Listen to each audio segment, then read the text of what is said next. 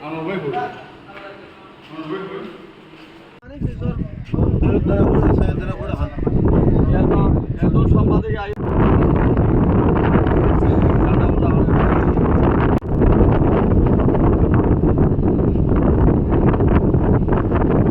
টেকনাফস্থল বন্দরের মধ্যে দুইটা গুলি আমরা দেখতেছি, একটা হচ্ছে অফিসের মধ্যে আর একটা হচ্ছে গাড়ির মধ্যে, আর একটা মসজিদের পাশে একটা পড়ছে, ওটা কোনো ক্ষয়ক্ষতি হয় নাই।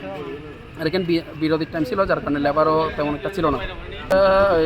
যেহেতু আমাদের বন্দরের পাশে জালিয়াত দ্বীপ আছে, জালিয়াত দ্বীপ থেকে আসতে পারে, কোথা থেকে আসতে আসলে বুঝতে কত রাউন্ড আসলে এটা তো কোনো হিসাব নাই। এখানে আমরা যেটা দেখতেছি আর কি, চারটা দেখতেছি।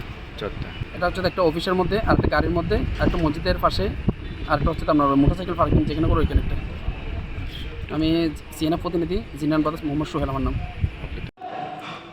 জি, আজকে আমাদের বন্দরের দৈনন্দিন যে কার্যক্রম, রুটিন কার্যক্রম সেগুলো চলছিল। হঠাৎ করে দুপুরের পরে আনুমানিক 1:30টার সময় আমরা নিচে আমাদের বিল্ডিংয়ের গ্লাস ভাঙার শব্দ পাই। তখন আমি তাড়াতাড়ি নিজে গিয়ে খোঁজ নিই, জানতে পারি যে নদীর ওই পারে যে ফায়ারিং হচ্ছিল সেখান থেকে গুলি এসে আমাদের গ্লাসে লেগেছে। ভাগ্য হলো আমাদের কোনো মানুষের কোনো ক্ষয়ক্ষতি হয়নি।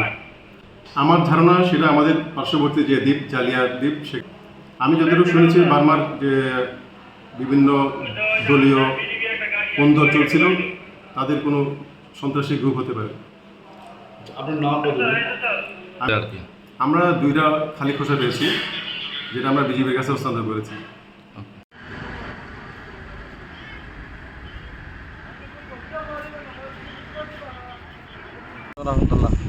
আমি আসছি টেকনাফ বন্দরে। গাড়ি আমি আসা সকালবেলা গাড়ি লুট করছি, লুট করে এদিকে সাইড করছি 1:30টার দিকে সাইড করে আমি সিট ভাঙি গুম গেছি। গুম যাওয়ার পরে একটা গুলি আসছে, আমি ফরেন সিটের থেকে ফালাই গেছি। আবার লোকজন আসা আমার সহ আসা গাড়িতে দেখছে, গাড়ির গ্লাস ভাঙিয়া গুলিটা ভিতরে ঢুকছে।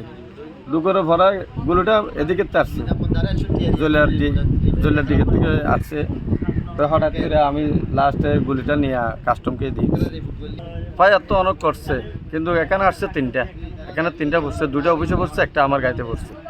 জি, 3টা পড়ছে।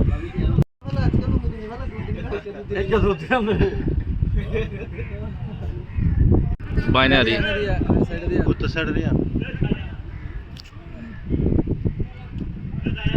ও